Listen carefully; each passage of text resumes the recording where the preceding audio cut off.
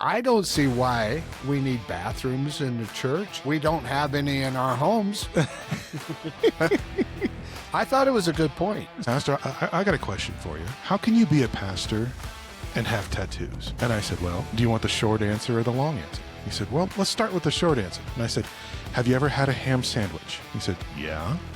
I said, then shut up about my tattoos. You were just telling me how much you had learned coming to my church. And he said, yeah, but that was when I thought you were educated.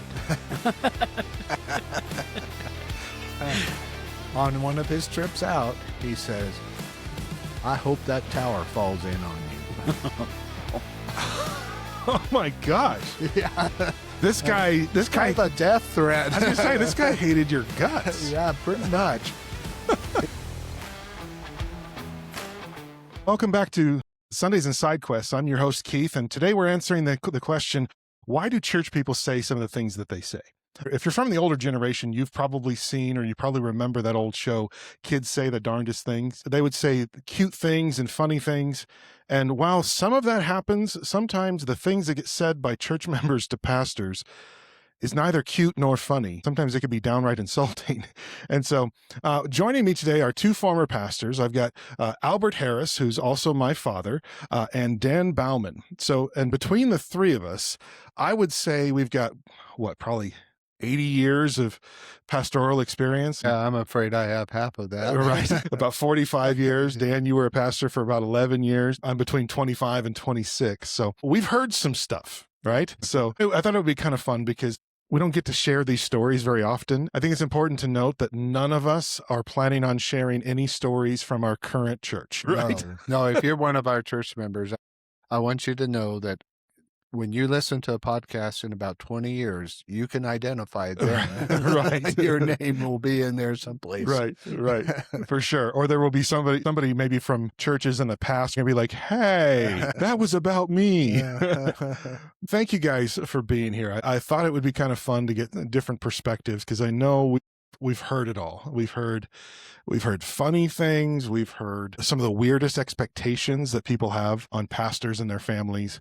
And then we've all heard some of the downright insulting things. So who wants to start it off? Who's heard something funny from a church member that you can't believe they said that? Well, I want to preface mine a little bit. We were starting out in a brand new church in Kentucky, rural Kentucky.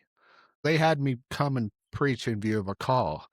It was a 45-minute drive from where we were staying to the church. And my wife, after the drive, needed to go to the bathroom. So we didn't know where they were in the building. They weren't obvious.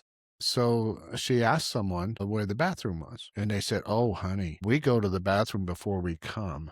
We have some outhouses over the hill. Like back in a cemetery surrounding the church grounds or something? Yes, there was a cemetery surrounding the church grounds. Yeah, an old country church. Yeah. And so she went to the women's outhouse, first of all, and then she came back and got me and said, Albert, you got to come with me. And I said, why, honey? What's the problem? And she said, well, I opened the women's door and it fell off. So I have to use the men's. Right. So you got to stand guard. Yeah. And this is after clearing the cobwebs and stuff like that.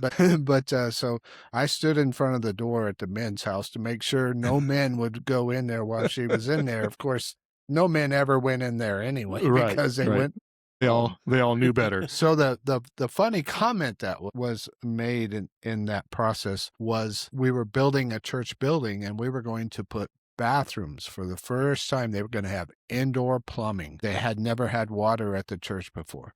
We had a baptistry and bathrooms. And we were voting on it as a church. And one of the church members said, well, I don't see why we need bathrooms in the church. We don't have any in our homes.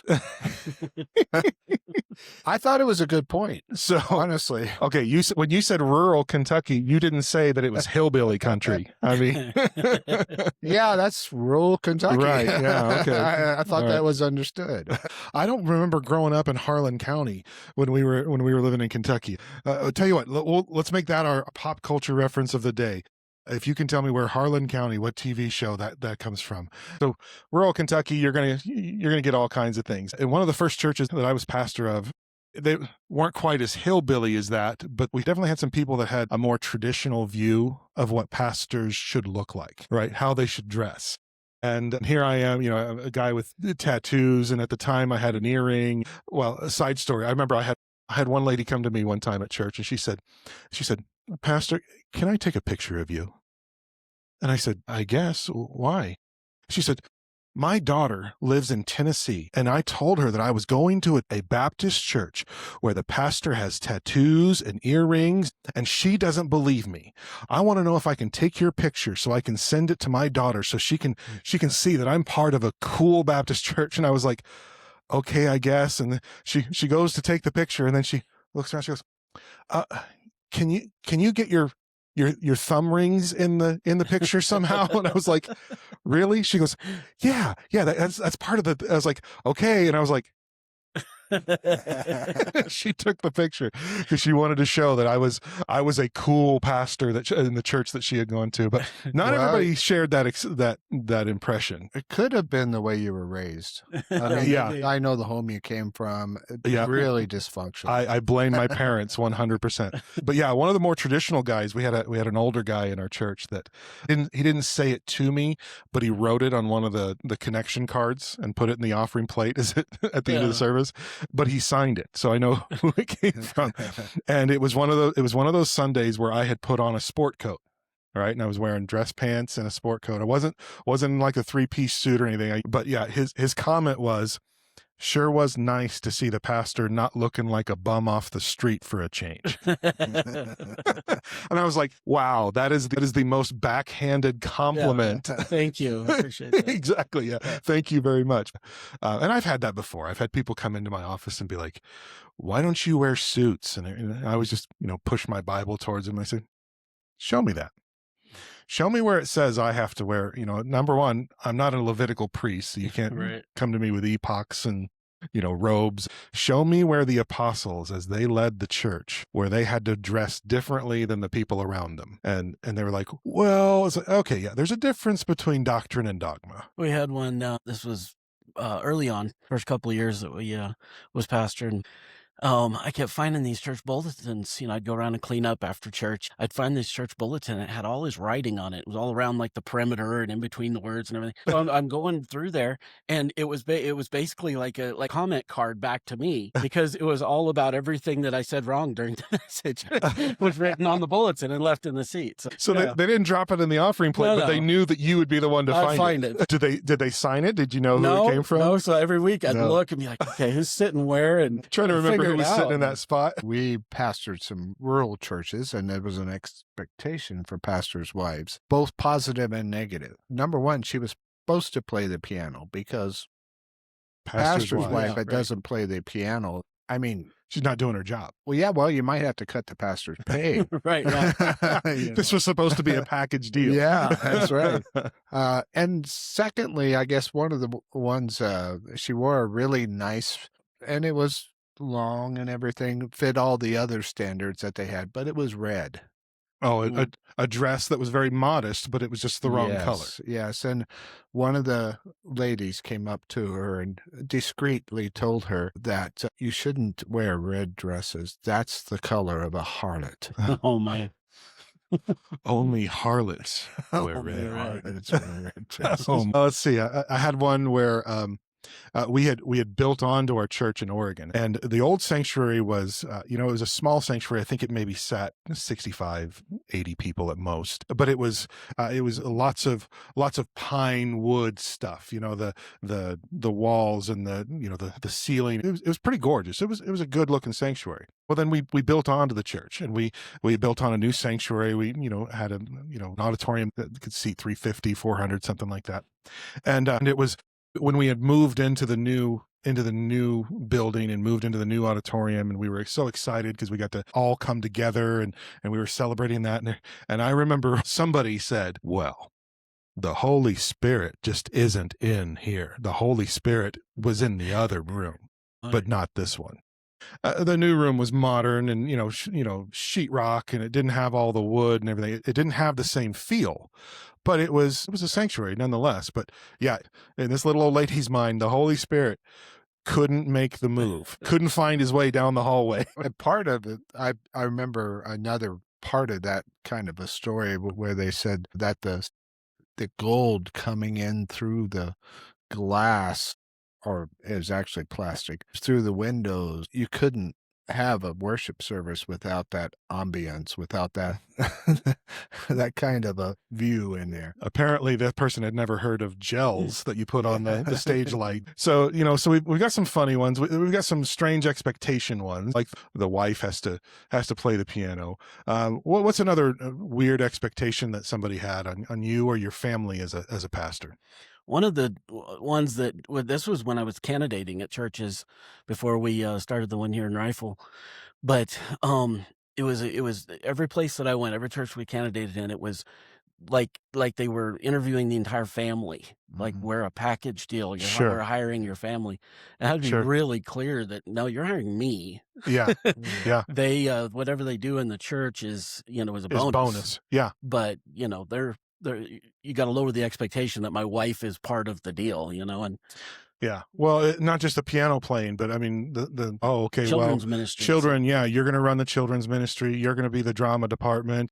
And sure, I know a lot of pastors' families that do that. I mean, we were a pastor's family where we all got involved, and Mhm. me and my siblings are still involved in our churches today because we grew up that way, and I don't think that's a bad thing. But to have the expectation that we're paying the one guy, but we're going to get 3 staff members out Yeah, of this right. deal. Yeah. Wait a minute. No, not exactly. And then later on, we're going to accuse them of trying to run the church. Right. Right. It's the pastor's family running this church. Yeah. So when you were the pastor, I was the associate pastor. Yeah. My oldest sister ran the preschool. My middle sister was one of the youth directors. My wife was the church custodian. It became, well, that's the Harris Church. We would love to pass some of these jobs off. Anybody willing to do them? I always hated that nepotism The accusation. daughter who ran the preschool, it was a weekday preschool.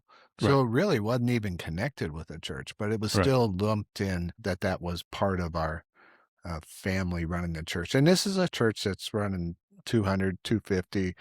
Yeah. Wasn't still the hillbilly church. It's not going to run. It's going to take a whole lot more people than just 3 or 4 to operate the church.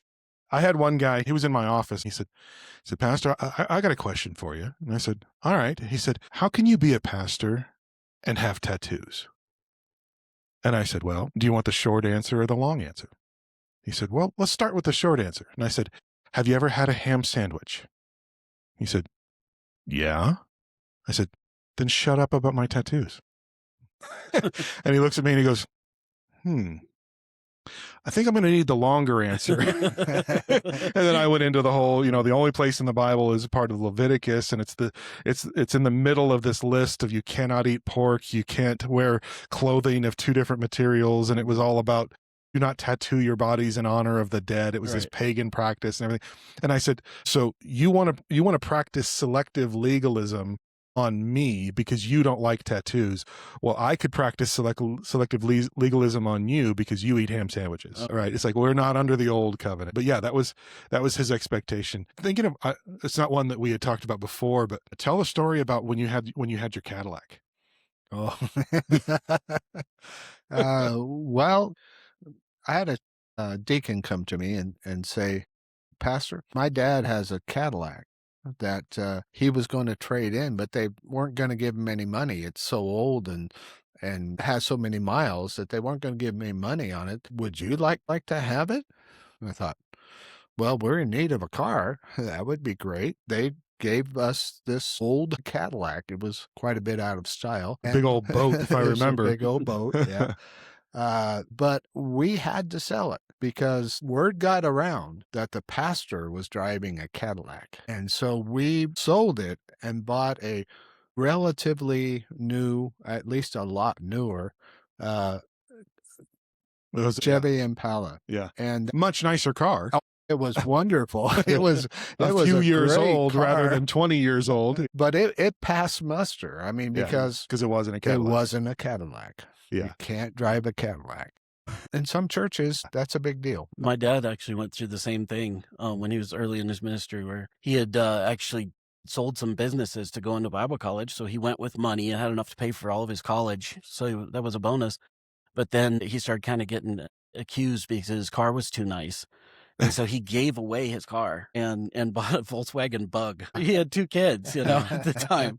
Yeah, that's crazy. Well, that reminds me of there was a lady that was attending the church, but her husband wasn't saved, and he wasn't coming to church with her. She told us the story that they were having some argument, and he was convinced that every dime that got put in the offering plate or given to the church went straight to Pastor Albert's pocket. Oh my! Yeah, like every dime. And so he's like he's got to live in the biggest house on the hill and all this. She's like, get in the car. I know where Pastor Albert lives, and she had to drive him by and point out this little 2-bedroom starter home, little ranch house, 1,200 square feet or something like that. Stamp. Yeah, yeah. This tiny little lot, tiny little house. So I think that was even before we added on to it. Yeah. And she was like, that's where Pastor Albert lives. And he was like, no way. Yeah. But yeah, he literally thought that every dime that came in went straight into the pastor's pocket. No, I don't. So I was always bivocational while I was pastoring. Sure. But I did get, like, with a housing allowance, I got, what the church could afford to give me, right? And the treasurer came to me one day and she's like, we got to talk. And I said, what's that? And she says, you need to stop tithing. And I was like, no, I'm not going to stop tithing, Get thee behind me, Right. Satan. And I was like, what are you talking about? And she says, well, your tithe is the same amount that we give you for your housing allowance. I was like, oh, well, you're canceling just keep out. it, I guess. You're canceling out your housing Yeah. allowance. I do remember at a budget meeting one time, they were talking about what my salary should be. This was in Oregon, and we had lots of Intel employees, lots of Nike employees. They were talking about my total salary package. My total salary package was, I think at the time, was like 55,000, 60,000, something like that. And one of the guys was like, well, I don't think we need to be paying him that much. He said, that's almost as much as my take home. I said, wait a minute. There's a difference between total package. So that's before taxes, which pastors are self-employed. So knock $7,000 off of that because I got to pay my own Social Security taxes. That's no benefits. We had no health insurance. We had no dental or anything. It was like my take home is actually closer to 40. I think it was like 42. And that's including mileage and all this other stuff. I mean, that was the total that I could cost the church. Yeah. And I said, yeah, if your take home is 75 for Intel, it costs them $120,000 to have you as an employee. Yeah. But yeah, in his mind, he was like, he thought he was comparing apples to apples because he's like, I don't think we should be paying him as much as I make. I'm a this or that. And it's like, oh, jeez. I was like, okay. A little self-inflated ego there too. Yeah, for sure. Which never happens in the church because all Christians are humble. Right. Right. I had a guy one time, this was when I was church planting. And he had been attending our church for probably 6 months. And he was in my office sitting across my desk, and he was telling me, Pastor, I just really appreciated being in your church. And boy, I've learned more in the last 6 months that I've been here than I did the 10 years prior. And I was like, well, thank you. I'm glad God spoke to you. And my phone rings. And at the time I was a church planter. So I was the secretary, janitor, Right. bulletin printer and everything. And so I had, excuse me a minute, and I had to go answer the phone. While I was on the phone, I was talking, he was still sitting across from me, and I see him start looking around. And get off the phone and everything. And he says, Pastor, I was wondering, where are all your degrees? And I said, at the time, I didn't have any. I said, I don't have any. I'm currently taking classes at Liberty University. I'm trying to get my bachelor's. And he looks at me, he says, you don't even have a bachelor's degree? You haven't been to seminary? You don't have like a master's or a PhD? I said, no. I said, like I said, I'm working on it. And you could tell, his face just changed. He looks down at the floor and he says, I don't know how I can attend a church where the pastor's not at least as educated as I am. And I looked at him and I said, you were just telling me how much you had learned coming to my church. And he said, yeah, but that was when I thought you were educated. But because I didn't have the paper on the wall, he could no longer, and they left the church. Him and his wife left the church because in his mind, if I didn't have an MDiv or PhD or something, that there could be nothing he could learn from me. And I was just like, man, there's a whole lot you can learn from somebody who's devoted to learning themselves and reading books. And I may not have the paper on the wall. I've been a pastor since I was 22. The I've only had the paper on the wall since I was 27, but that was his expectation. My pay was less after getting a doctorate than it was before. Yeah. So I'm not sure it helped much. It didn't jump you into the next category no. like you hoped. But what he didn't know was experience and years of training that isn't necessarily classroom based. It to me matters more. I'm not devaluing education, of course. I've got like 12 years after 12 years of education. So I've got plenty of education. And I learned a lot, but I learned as much outside of the classroom as I did in the classroom. Sure. And there a lot of people who are in the classroom aren't learning the practical hands-on stuff that you learned from just from jumping in. Yeah, you taught your first VBS when you were 12 years old, I think. Yeah, I was a seventh grader teaching third graders in VBS because we needed a teacher, and mom was the VBS director, and she said, "Son, come here." And she handed me the book, and she said, and I remember she gave me a bunch of brown paper sacks. This is your sack for day one. Go through your kit, put everything you need for day one into this sack. We're going to label it. And so I did it mom's way. But I was teaching. I remember when I was 17 years old, the first Sunday, because you and mom had moved to Oregon a little sooner than I stayed behind to finish high school. And so it was a couple months later that I came, and I remember the very first Sunday I was there. It was like a Sunday night service. Yeah, and two of the youth girls had gotten into a car accident, and they were being life flighted to the hospital. And when you heard about it, you're like, I gotta go. And it was my first night at this church with a bunch of strangers. And you looked at me and you said, "Son, take over." And you left. And you did. And I was like, all right. I've been in prayer meetings before. Pretty sure I can figure out what we're supposed to do. And I got up there and did it. I was 17 years old. But and that kind of experience, I believe, is highly, highly valuable. Yeah. And I don't even let people know what my education is most of the time. I'm never referred to as Dr. Harris, except by from this when you will be from now on. I know, right? Yeah, Dan's going to call you doctor from every time he sees you now. The only people that ever called me doctor was the seminary when they sent out their alumni requests for funds. Oh yeah, Dr. Harris, would you like to sponsor? Would you like to give money? You're like, no, I gave you plenty of money. Or I had a good friend who had a position in the state convention, and he called me doctor, but I'm pretty sure it was in derision, or at least jokingly, I should say. So you and I, we co-pastored for a year at our church in Oregon, and then you left and you moved to Colorado, and we went from having two equal co-pastors down to one pastor. And I remember that was a tough business meeting for me. There were several people they're like, well, aren't we gonna do a pastor search committee, and aren't we gonna find, because we need a new pastor? And I'm over here going, I'm still here. I'm not going anywhere. And then it became, well, yeah, but Pastor Albert had all this education, and it was going back and forth. It was explained, well, we had two pastors. One of them is leaving, so we still have one left. So we still have a lead pastor. And the response that came from one of our deacons' wives was, so we're just stuck with Keith? Like, oh, yeah, here, I believe this is yours. But then there was another one of the other deacons. He was talking about Keith doesn't have the seminary degrees like Pastor Albert did. And he said something that stuck with me that really meant a lot to me. He said, I'll tell you what, I would take Keith and his experience over a seminary grad with no experience any day, twice on Sundays. Because like you were saying, there's so much more to learn about being a pastor that they cannot teach you in a classroom. You cannot read enough books. That you've got to learn. And this is a lot of what we're talking about today. What are some of the negative things you guys have heard?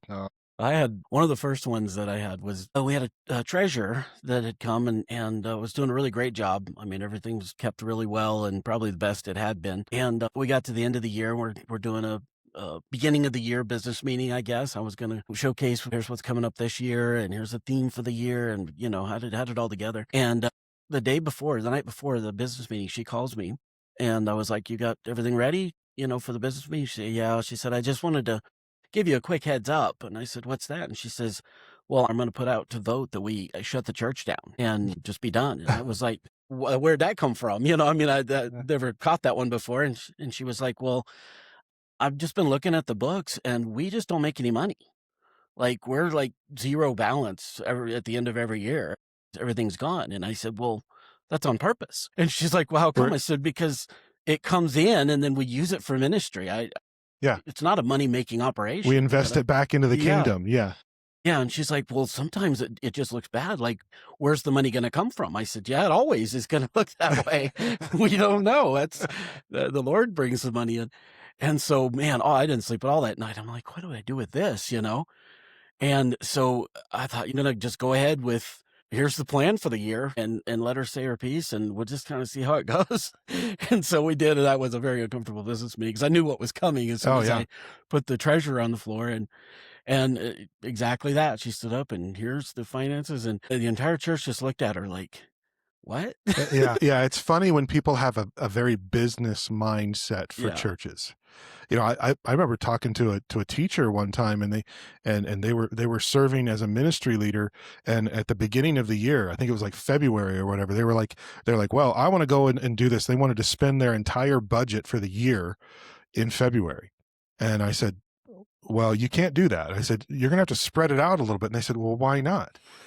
I said, "It's because we don't have the money." And he said, but it's in the It's in budget. the budget, yeah. I said, yeah, doesn't mean it's in the bank. Yeah. I said, Yeah, just start "It writing takes- checks and see how that works yeah, out. I said, it takes a year for us to accumulate everything. Yeah, we spend money as we need to, but nobody can just say, it's just like, I can't spend 50 grand in February because we're not going to get there until month 3 or whatever.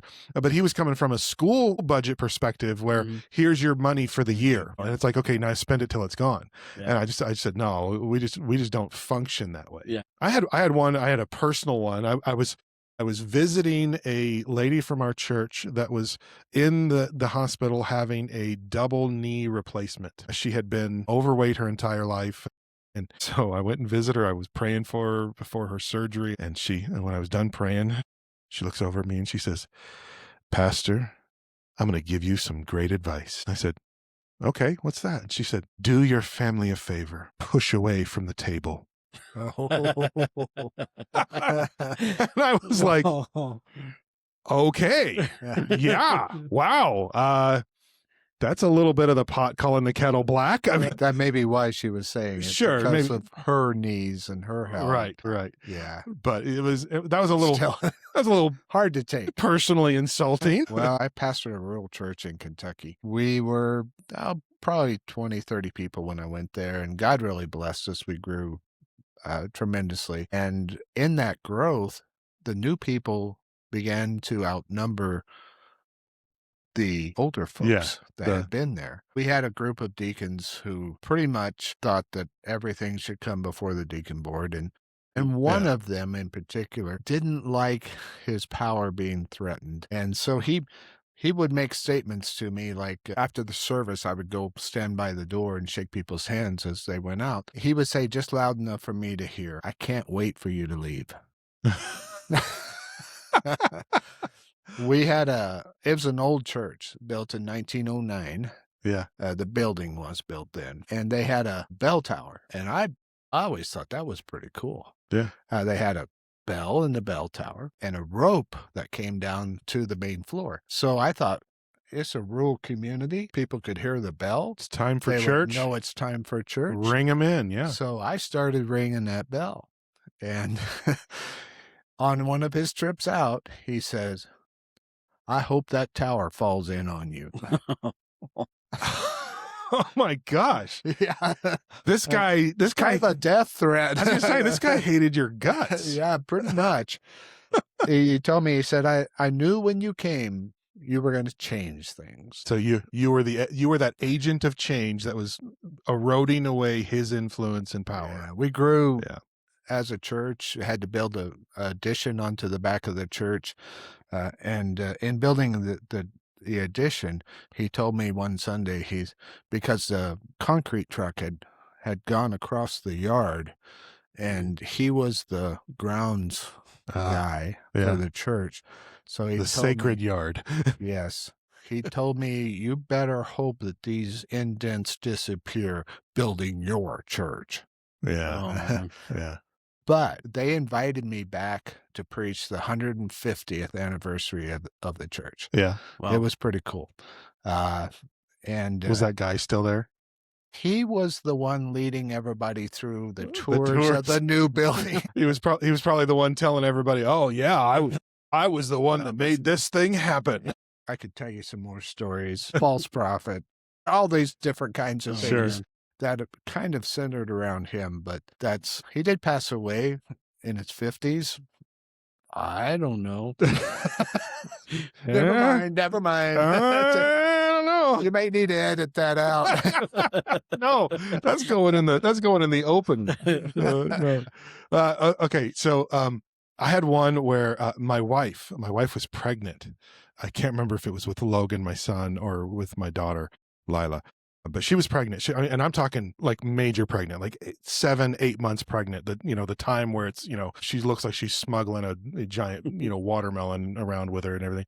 And we had just come into the church building, and I don't know why it is, but deacons' wives don't like me, I don't think.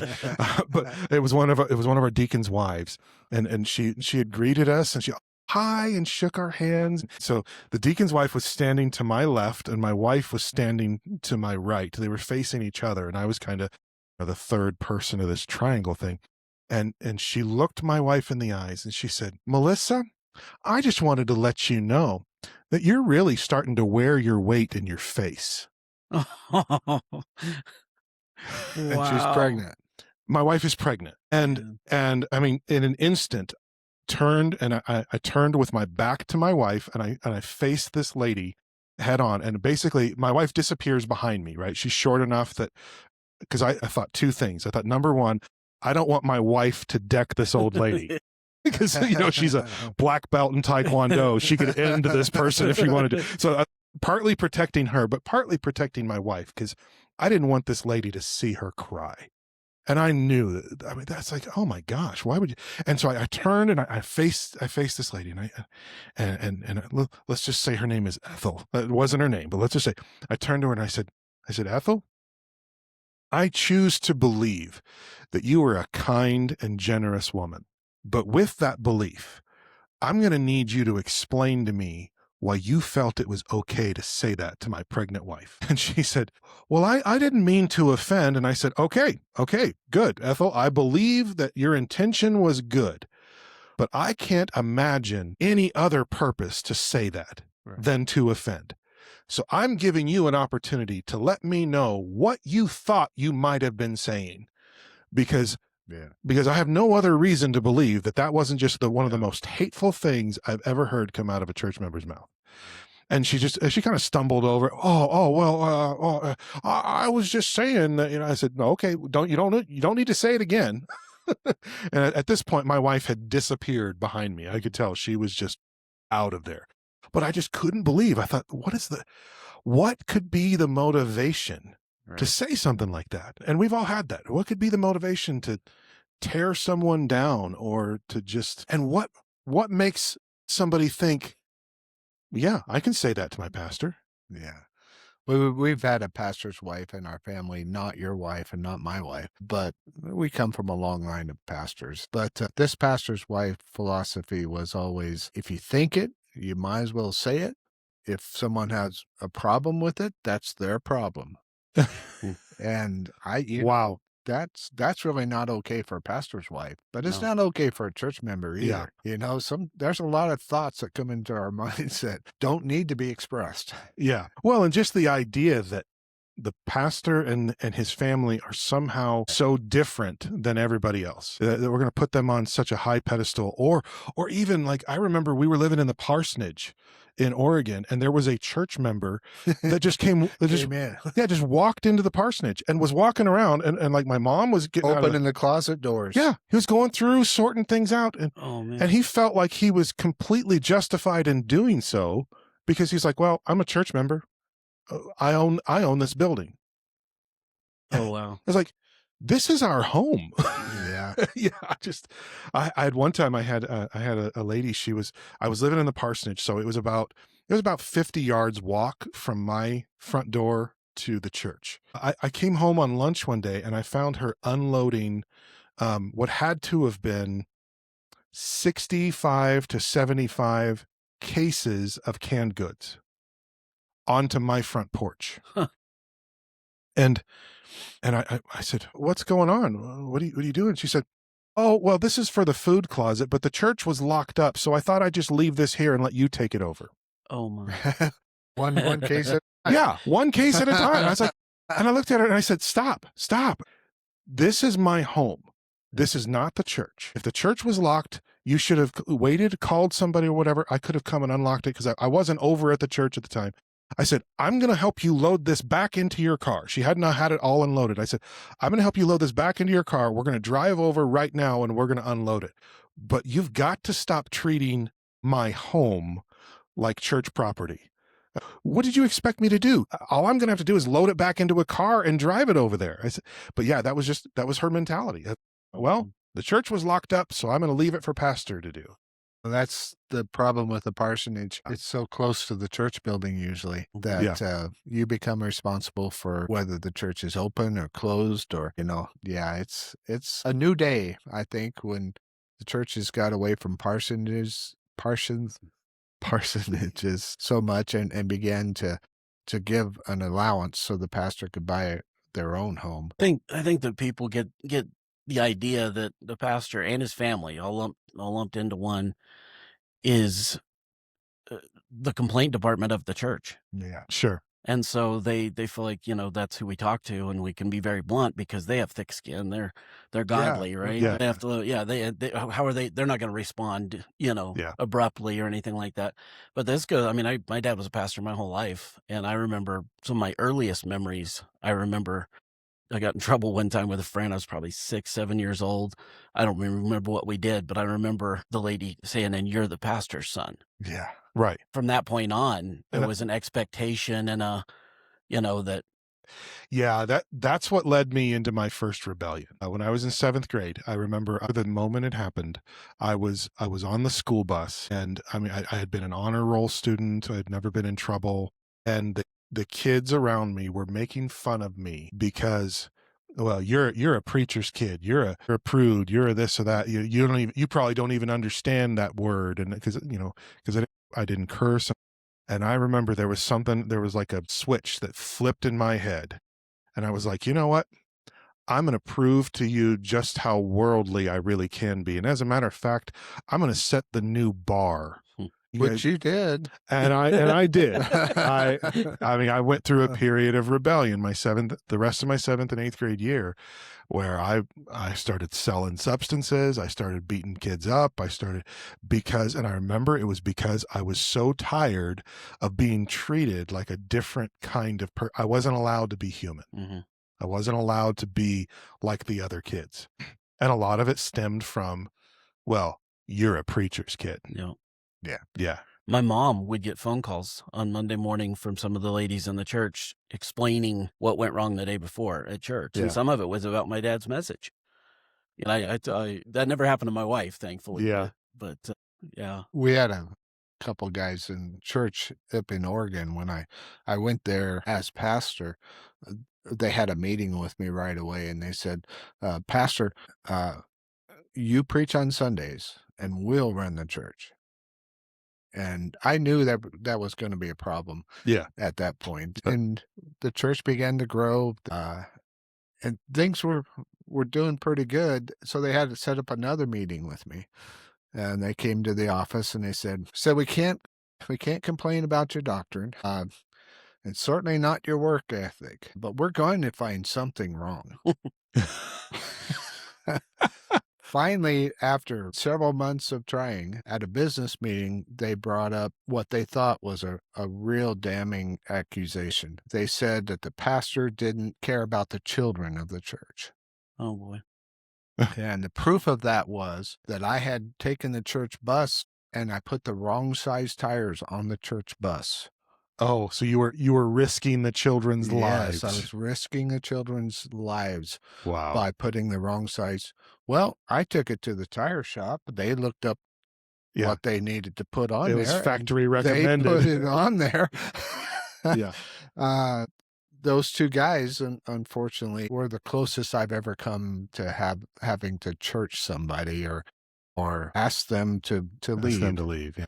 because they were always trying to cause trouble. All right. So what should our response be? I think about what have we learned about going through these things that maybe we can share, that, because other people, it's not just pastors. I mean, unfortunately, church people can be mean to other church people.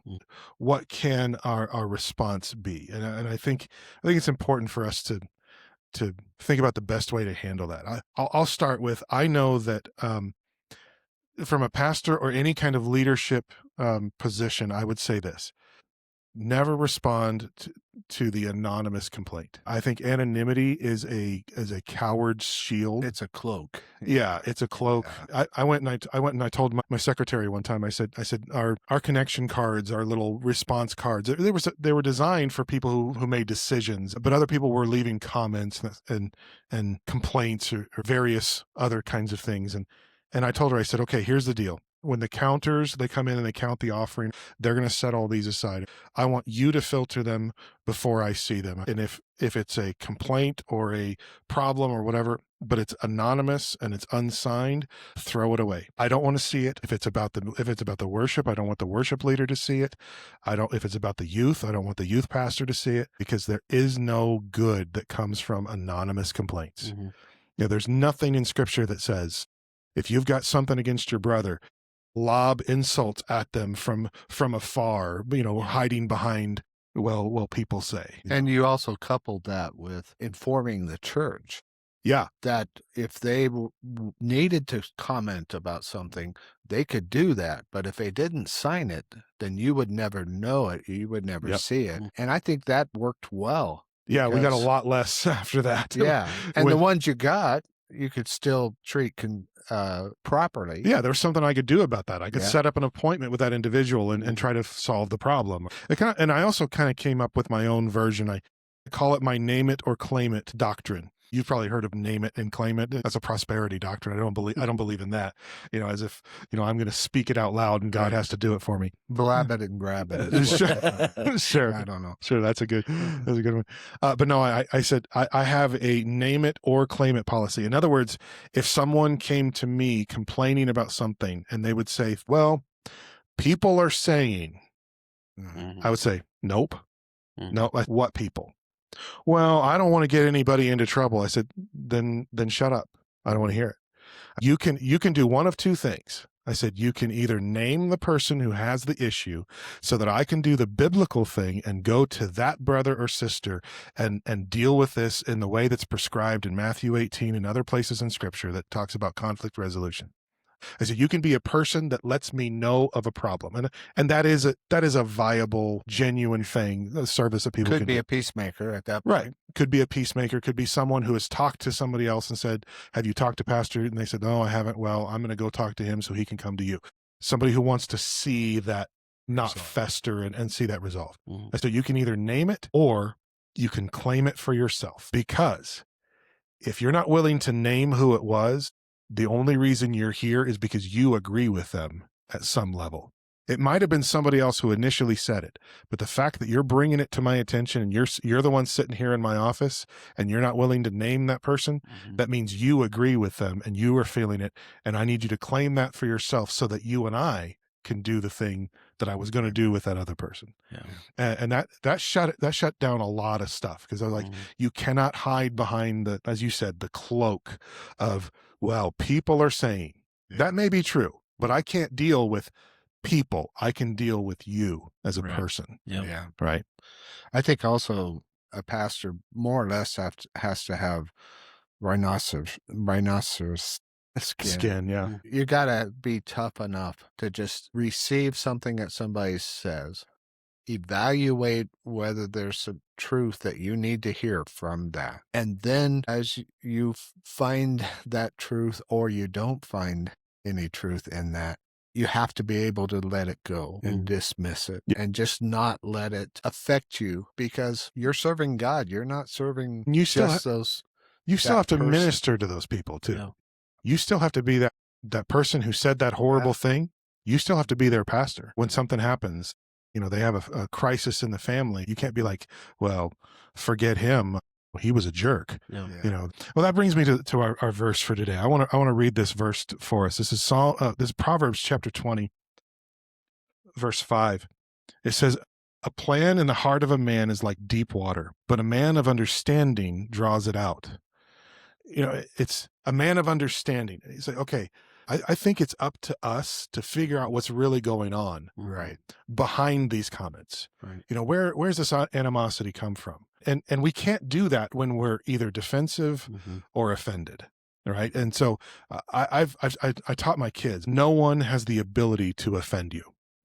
People can insult you. People can insult you. Boy, they can come up with all kinds of creative ways to insult you, but only you choose when you're offended.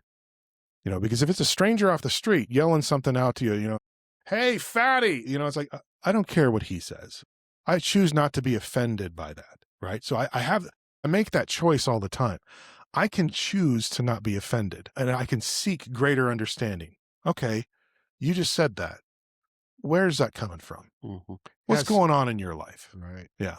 Sometimes it's coming from a deeper place than what it initially presents itself as. A lot of times what I found is that people are dealing with something themselves and they're coming at you, they're picking Right. whatever they can do to bring out an issue. And a lot of times it comes right back to something that they're dealing with. And a lot of times the Yeah. issue they have with the church is because of some sin or some conflict, something they have going on in their own life. Right. Yeah. That you can say, okay, well, let's just talk about that and be able to go back and actually pastor them, mentor them, and Right. help them through that issue. Yeah. And I think sometimes people's criticism, at least in my experience, is they're adverse to change. And when God begins to work in a church, change happens. Yeah. It has to happen. And Well, especially if you're a new pastor, whether you're new in the ministry altogether or just new at your particular church, there's no way to not have change. There's no way for you to lead a church with the vision that God has given you without having to make some changes or without there being something that's going to ruffle some feathers. Because people are, well, that's not the way we used to do it. Well, I can't think the way that guy thought. Yeah. I'm not that guy, whoever that predecessor was. a pastor told me a long time ago that you have a certain amount of chips when you come to a church. I'm mentoring a pastor right now, and I shared with him the other day because he wanted to make a change that the church really wasn't behind, and he used up quite a bit of his chips. And I shared with He pushed all in on that decision, right? he went almost all in, Yeah. maybe, but I told him, what you need to do now is you need to build up chips. And the way you build up chips is you do ministry. You're there at the hospital when they're at the hospital. You're praying with them about different things. And those times of ministry then allow you to have the chips to make changes. Sure. You build up some trust and they're like, Yeah. okay, well, I'm not sure about this, but I'm going to go with it at least for a time. I trust pastors, so Right. And sometimes you gain more chips by the changes that you make turning out to be highly That's right. successful and Right. people, you build up some trust there. Yeah. All right. So one more response, when somebody comes to you, and I know we're all guilty of this. How hard is it to not just be defensive? Really? You're the one that's going to come and tell me about my kid that misbehaved at youth camp when I know more than you want me to know about your family? We could even the score here, buddy. Sometimes I think we can come across as defensive, and I don't think that's biblical either.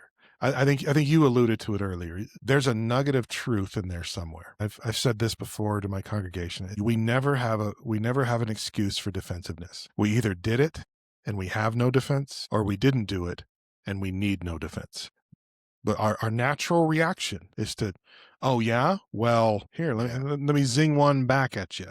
It would be so easy to just say, who are you to say this about me? Yeah, that's not the right response either.